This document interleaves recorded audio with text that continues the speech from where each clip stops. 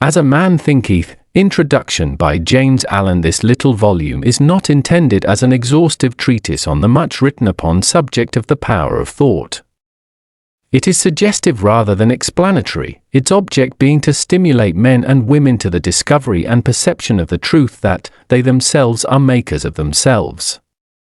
By virtue of the thoughts which they choose and encourage, the mind is the master weaver, both of the inner garment of character and the outer garment of circumstance. Asa being of power, intelligence, and love, and the lord of his own thoughts, man holds the key to every situation, and contains within himself that transforming and regenerative agency by which he may make himself what he wills. Man is always the master, even in his weakest and most abandoned state.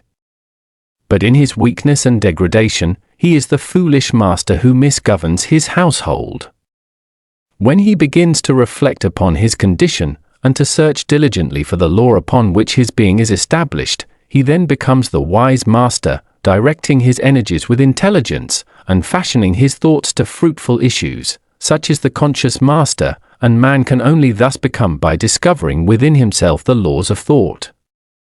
This discovery is totally a matter of application, self-analysis, and experience. Only by much searching and mining are gold and diamonds obtained, and man can find every truth connected with his being if he will dig deep into the mine of his soul. That he is the maker of himself, the shaper and author of environment, may be proved by his conduct in his life. Every man is where he is by the law of his being. The thoughts which he has built into his character have brought him there. In the arrangement of his life, there is no element of chance, but all is the result of a law which cannot err.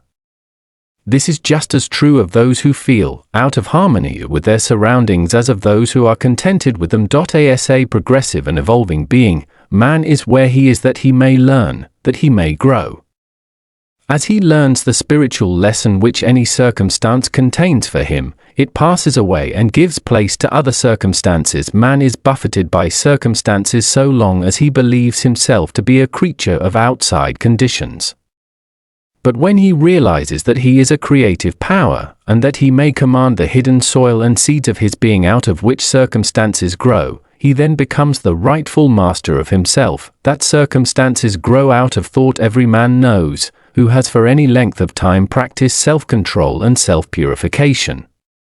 For he will have noticed that the alteration in his circumstances has been in exact ratio with his altered mental condition.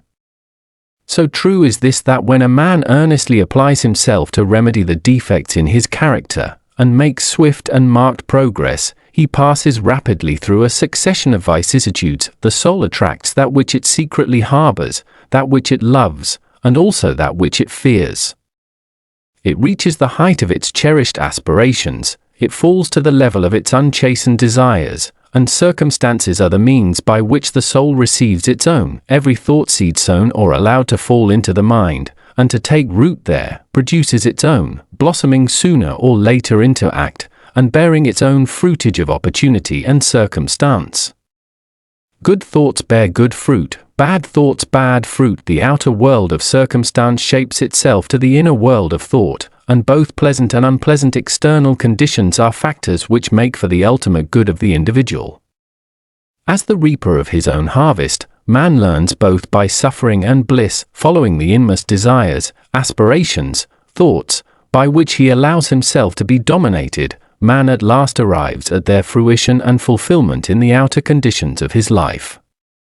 The laws of growth and adjustment everywhere obtain. A man does not come to the almshouse or the jail by the tyranny of fate or circumstance, but by the pathway of groveling thoughts and base desires. Nor does a pure-minded man fall suddenly into crime by stress of mere external force. The criminal thought had long been secretly fostered in the heart, and the hour of opportunity revealed its gathered power. Circumstance does not make the man, it reveals him to himself. No man can rise, conquer, and achieve until he lifts his thoughts. He can only remain weak and abject and miserable by refusing to lift up his thoughts. Before a man can achieve anything, even in worldly things, he must lift his thoughts above slavish animal indulgence. A man whose first thought is bestial indulgence could neither think clearly nor plan methodically.